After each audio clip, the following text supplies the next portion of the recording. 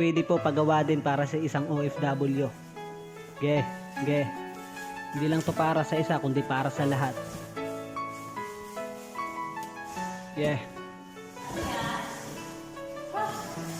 Haragan.